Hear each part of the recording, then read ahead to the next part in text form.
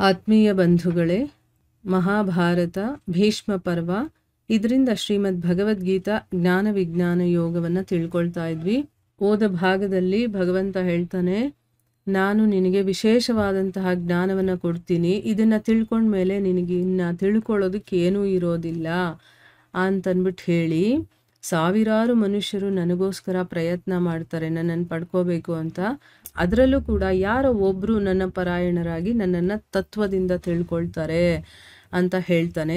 ಮತ್ತು ಪೃಥ್ವಿ, ಜಲ, ಅಗ್ನಿ, ವಾಯು, ಆಕಾಶ, ಮನಸ್ಸು, ಬುದ್ಧಿ ಮತ್ತು ಅಹಂಕಾರ, ಈ ರೀತಿ 8 ರೀತಿಯಲ್ಲಿ ವಿಭಾಜನೆ ಮಾಡಿರುವಂಥದ್ದು ನನ್ನ ಪ್ರಕೃತಿ. ಅದನ್ನು ಅಪರಾ ಪ್ರಕೃತಿ ಅಥವಾ ಜಡ ಪ್ರಕೃತಿ ಅಂತ ಕರೀತಾರೆ. ಅದನ್ನು ಬಿಟ್ಟು ಈ ಇಡೀ ಜಗತ್ತನ್ನು ಧಾರಣೆ ಮಾಡಿಕೊಂಡಿರುವಂಥ ಜೀವವನ್ನು ಪರಾಪ್ರಕೃತಿ ಅಂತ ಹೇಳ್ತಾರೆ ಅಂತನ್ಬಿಟ್ಟು ನಾವು ತಿಳ್ಕೊಂಡಿದ್ವಿ. ಈ ರೀತಿ ಭಗವಂತ ಹೇಳ್ತಾನೆ. ಈಗ ಮುಂದುವರೆದು ಹೇಳ್ತಾನೆ, ಅರ್ಜುನ ನೀನು ಈ ರೀತಿ ತಿಳ್ಕೋ, ಏನು, ಈ ಸಂಪೂರ್ಣ ಜೀವಿಗಳು ಕೂಡ ಈ 2 ಪ್ರಕೃತಿಗಳಿಂದಾನೇ ಉತ್ಪತ್ತಿಯಾಗತ್ತೆ. ನೋಡಿ, ಪರಾಪ್ರಕೃತಿ ಅಪರಾಪ್ರಕೃತಿಯಿಂದಾನೇ ಉತ್ಪತ್ತಿಯಾಗುವಂಥದ್ದು. ನಾನು ಈ ಸಂಪೂರ್ಣ ಜಗತ್ತಿನ ಪ್ರಭವ ಮತ್ತು ಪ್ರಳಯ ಆಗಿದ್ದೀನಿ. ಅಂದರೆ ಇದನ್ನು ಸೃಷ್ಟಿ ಮತ್ತು ಪ್ರಳಯ ಆಗೋದು ಈ 2 ನಾನಾಗಿದ್ದೀನಿ. ಧನಂಜಯನೇ, ನನ್ನನ್ನು ಬಿಟ್ಟು ಬೇರೆ ಯಾವ ವಸ್ತುನೂ ಇಲ್ಲ. ನೋಡಿ, ಇದನ್ನು ಚೆನ್ನಾಗಿ ಅರ್ಥ ಮಾಡ್ಕೋಬೇಕೇನು, ಈ ಇಡೀ ಜೀವಿಗಳು ಈ ಒಂದು ಜಗತ್ತಲ್ಲಿ ಏನೆಲ್ಲ ನಾವು ನೋಡ್ತೀವೋ ಅದೆಲ್ಲ ಆಗಿರುವಂಥದ್ದು ಈ ಪ್ರಕೃತಿಗಳಿಂದಾನೆ. ಅಂದ್ರೆ ಏನು, ಪರಾಪ್ರಕೃತಿ ಮತ್ತು ಅಪರಾಪ್ರಕೃತಿ. ಈಗ ಪಂಚಮಹಾಭೂತಗಳಿಂದ ಈ ಶರೀರ ಆಗಿದೆ ಅಂತ ನಾವು ಕೇಳ್ತೀವಲ್ವಾ. ಮತ್ತು ಮನಸ್ಸು, ಬುದ್ಧಿ, ಅಹಂಕಾರ, ಅದು ಸೂಕ್ಷ್ಮ ಇಂದ್ರಿಯಗಳು, ಅಂದರೆ ನಮ್ಮ ಒಳಗಡೆ ಇರುವಂಥ ಅಂತಃಕರಣಗಳು ಅನ್ನೋದನ್ನ ಕೇಳಿದ್ದೀವಿ. ಇದು ನಮ್ಮ ಒಳಗಡೆ ಇದೆ. ಅದರಲ್ಲಿ ಈ ಒಂದು ಶರೀರವನ್ನು ಧರಿಸಿರುವಂಥದ್ದು, ಇದನ್ನು ಹಿಡಿದಿಟ್ಕೊಂಡಿರುವಂಥ ಒಂದು ಜೀವ ಇದೆ. ಅದಿಲ್ಲ ಅಂತಂದರೆ ಈ ಶರೀರ ನಾಶ ಅಲ್ವಾ. ಸೊ ನಮ್ಮ ಒಳಗಡೆನೆ ಪರಾಪ್ರಕೃತಿ ಅಪರಾಪ್ರಕೃತಿ ಇದು ಇದೆ. ಇದರಿಂದನೇ ಇದೆಲ್ಲ ಆಗಿರುವಂಥದ್ದು. ಹಾಗೇನೆ ಈ ಜಗತ್ತಲ್ಲಿ ನಾವು ಏನೇನೆಲ್ಲ ನೋಡ್ತೀವೋ ಅದೆಲ್ಲವೂ ಕೂಡ ಈ 2 ಪ್ರಕೃತಿಗಳಿಂದಾನೇ ಆಗಿರುವಂಥದ್ದು. ಆಮೇಲೆ ಏನು ಹೇಳ್ತಾನೆ, ನಾನೇ ಈ ಸಂಪೂರ್ಣ ಜಗತ್ತಿಗೆ ಸೃಷ್ಟಿ ಮಾಡುವಂಥವನು, ಪ್ರಳಯ ಕೂಡ ನಾನೇ ಆಗಿದ್ದೀನಿ ಅಂತ ಹೇಳ್ತಾನೆ. ಇದನ್ನು ಬಿಟ್ಟು, ಅಂದರೆ ನನ್ನನ್ನು ಬಿಟ್ಟು ಬೇರೆ ಯಾವ ವಸ್ತುನೂ ಇಲ್ಲ.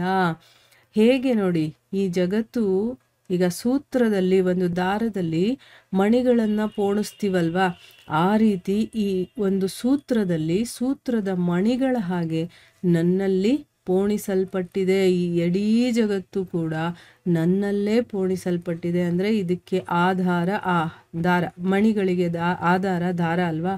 ಅದಿರೋದ್ರಿಂದ ಅದು ಎಲ್ಲ ಒಟ್ಟಿಗಿರುತ್ತೆ. ಅದನ್ನೇನಾದರೂ ಬಿಚ್ಚಿದ್ವಿ ಅಂತಂದರೆ, ಆ ದಾರವನ್ನು ತೆಗೆದ್ವಿ ಅಂತಂದರೆ ಎಲ್ಲ ಮಣಿಗಳು ಛಿದ್ರವಾಗಿರುತ್ತೆ. ಅದೇ ರೀತಿ ಈ ಇಡೀ ಜಗತ್ತು ನನ್ನ ಸೂತ್ರ, ನಾನೇ ಸೂತ್ರ, ಅದರಲ್ಲಿ ಮಣಿಗಳ ಹಾಗೆ ಪೋಣಿಸಲ್ಪಟ್ಟಿದೆ ಅಂತನ್ಬಿಟ್ಟು ಹೇಳ್ತಾ ಇದ್ದಾನೆ. ಮತ್ತು ಹೇಳ್ತಾನೆ, ಅರ್ಜುನ ನಾನು ಜಲದಲ್ಲಿ ರಸ, ಈಗ ನೀರಿನಲ್ಲಿ ಒಂದು ರಸದ ಗುಣ ಇದೆಯಲ್ಲ, ಅದು ನಾನು. ಚಂದ್ರ ಮತ್ತು ಸೂರ್ಯರಲ್ಲಿ ನಾನು ಪ್ರಕಾಶವಾಗಿದ್ದೀನಿ. ಸಂಪೂರ್ಣ ವೇದಗಳಲ್ಲಿ ನಾನು ಓಂಕಾರವಾಗಿದ್ದೀನಿ. ಆಕಾಶದಲ್ಲಿ ನಾನು ಶಬ್ದವಾಗಿದ್ದೀನಿ. ಪುರುಷರಲ್ಲಿ ನಾನು ಪುರುಷತ್ವವಾಗಿದ್ದೀನಿ. ಇಲ್ಲಿ ಯಾವುದರಲ್ಲಿ ಏನಾಗಿ ನಾನಿದ್ದೀನಿ ಅನ್ನೋದನ್ನ ಹೇಳ್ತಾ ಇದ್ದಾನೆ. ಮತ್ತು ನಾನು ಪೃಥ್ವಿಯಲ್ಲಿ ಪವಿತ್ರವಾದಂತಹ ಗಂಧ, ಅಗ್ನಿಯಲ್ಲಿ ತೇಜಸ್ಸು, ಇಡೀ ಭೂತಗಳಲ್ಲಿ ಅವನ ಜೀವನ, ಮತ್ತು ತಪಸ್ವಿಗಳಲ್ಲಿ ತಪವಾಗಿದ್ದೇನೆ ಅಂತನ್ಬಿಟ್ಟು ಹೇಳ್ತಾ ಇದ್ದಾನೆ. ಅರ್ಜುನ, ನೀನು ಸಂಪೂರ್ಣ ಭೂತಗಳ ಸನಾತನ ಬೀಜ ನಾನೇ ಅಂತಂದ್ಬಿಟ್ಟು ತಿಳ್ಕೊ. ಅಂದರೆ ಇಲ್ಲಿ ಈ ಇಡೀ ಒಂದು ಜಗತ್ತಿನಲ್ಲಿ ಯಾವ ಜೀವಿಗಳಿದೆಯೋ ಅದಕ್ಕೆ ಸನಾತನ ಬೀಜ ನಾನೇ ಅಂತ ನೀನು ತಿಳ್ಕೊ ಅಂತಂದ್ಬಿಟ್ಟು ಇಲ್ಲಿ ಭಗವಂತ ಹೇಳ್ತಾ ಇದ್ದಾನೆ. ಆಮೇಲೆ ನಾನು ಬುದ್ಧಿವಂತರ ಬುದ್ಧಿ, ಆ ಬುದ್ಧಿವಂತರಲ್ಲಿ ಒಂದು ವಿಶೇಷವಾದ ಬುದ್ಧಿ ಇರುತ್ತೆ. ಎಷ್ಟು ಚೆನ್ನಾಗಿ ಅವರು ಅದನ್ನು ಉಪಯೋಗ ಮಾಡ್ತಾರೆ. ಆವಾಗ ನಮ್ಗೆ ಅನ್ಸುತ್ತೆಪ್ಪ ಎಷ್ಟು ಬುದ್ಧಿವಂತ. ಅಂದರೆ ಆ ಬುದ್ಧಿಯೂ ಕೂಡ ನಾನೇ. ಮತ್ತು ತೇಜಸ್ವಿಗಳಲ್ಲಿ ತೇಜಸ್ಸಿರುತ್ತಲ್ಲ, ಅದು ನಾನು. ಭರತ ಶ್ರೇಷ್ಠನೇ, ನಾನು ಬಲವಂತರ ಆಸಕ್ತಿ, ಅಂದರೆ ಈಗ ತುಂಬ ಹೆಚ್ಚು ಶಕ್ತಿಶಾಲಿಗಳಿರ್ತಾರಲ್ಲ, ಅವ್ರಿಗೆ ತುಂಬ ಆಸಕ್ತಿ ಇರುತ್ತಲ್ಲ, ಅದು ನಾನು. ಕಾಮನೆ ರಹಿತವಾದ ಬಲವಾಗಿದ್ದೀನಿ, ಅಂದರೆ ಯಾವುದೇ ಕಾಮನೆಗಳು ಇರೋದಿಲ್ಲ, ಆ ರೀತಿ ಒಂದು ಶಕ್ತಿ ನಾನು. ಮತ್ತು ಎಲ್ಲ ಭೂತಗಳಲ್ಲಿ ಧರ್ಮಕ್ಕೆ ಅನುಕೂಲವಾದಂತಹ ಕಾಮವಾಗಿದ್ದೀನಿ. ನೋಡಿ, ಕಾಮನು ಭಗವಂತ ನಾನೇ ಅಂತ ಹೇಳ್ತಾ ಇದ್ದಾನೆ. ಅಂದರೆ ಅದು ಧರ್ಮಕ್ಕೆ ಅನುಕೂಲವಾಗಿದ್ದಾಗ ಮಾತ್ರ ಆ ಕಾಮ ನಾನಾಗಿದ್ದೀನಿ. ಇನ್ನು ಯಾವ ಭಾವನೆಗಳು ಸತ್ವಗುಣದಿಂದ ಉತ್ಪನ್ನವಾಗುತ್ತೋ, ಯಾವುದು ರಜೋಗುಣದಿಂದ ಮತ್ತು ತಮೋಗುಣದಿಂದ ಆಗುವಂಥ ಭಾವಗಳಿದೆಯೋ ಅದೆಲ್ಲವೂ ಕೂಡ ನನ್ನಿಂದಾನೇ ಆಗುವಂಥದ್ದು ಅಂತ ತಿಳ್ಕೊ. ಆದರೆ ವಾಸ್ತವದಲ್ಲಿ ಅದರಲ್ಲಿ ನಾನು ಮತ್ತು ಅದು ನನ್ನಲ್ಲಿ ಇಲ್ಲ. ನೋಡಿ, ಇದು ನಮಗೆ ಸ್ವಲ್ಪ ಗೊಂದಲ ಕೊಡುವಂಥ ವಿಷಯ. ಏನು, ಎಲ್ಲ ನಾನೇ ಆಗಿದ್ದೀನಿ, ಅದೆಲ್ಲವೂ ನನ್ನಿಂದಾನೇ ಆಗುತ್ತೆ ಅಂತ ತಿಳ್ಕೊ ಅಂತ ಹೇಳ್ತಾನೆ. ಆದರೆ ವಾಸ್ತವದಲ್ಲಿ ಅದರಲ್ಲಿ ನಾನು ಮತ್ತು ಅದು ನನ್ನೊಳಗಡೆ ಇಲ್ಲ ಅಂತ ಹೇಳ್ತಾನೆ.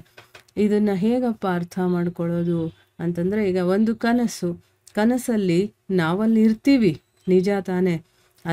ಕನಸು ಮುಗಿಯೋವರೆಗೂ ಯಾವುದೋ ಒಂದು ಘಟನೆ ನಡೀತಾ ಇದ್ದರೆ ಅದರಲ್ಲಿ ನಾನು ಅಲ್ಲೇ ಇದ್ದು ಆ ಘಟನೆಯೆಲ್ಲನ್ನ ನೋಡ್ತಾ ಇರ್ತೀನಿ. ಆ ಘಟನೆಯಲ್ಲಿ ನಾನು ಕೂಡ ಪಾತ್ರಧಾರಿಯಾಗಿರ್ತೀನಿ.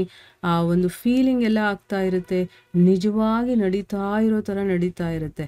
ಆದರೆ ಎಚ್ಚೆತ್ಕೊಂಡ್ಮೇಲೆ, ಅಂದರೆ ನಾನು ನಿದ್ದೆಯಿಂದ ಆ ಕನಸಿನಿಂದ ಹೊರಗಡೆ ಬಂದಮೇಲೆ ಏನು ಅನಿಸುತ್ತೆ, ಅಯ್ಯೋ ಕನಸ ಇದು, ಅಂದರೆ ನಾನು ಅಲ್ಲಿದ್ದೆ, ನಿಜಾನೇ ಅಲ್ಲಿ ನಡೀತಾ ಇದ್ದಿದ್ದ ಘಟನೆಯೂ ಕೂಡ ನಿಜವಾಗಿ ನಡೀತಾ ಇರೋ ಥರ ಇತ್ತು.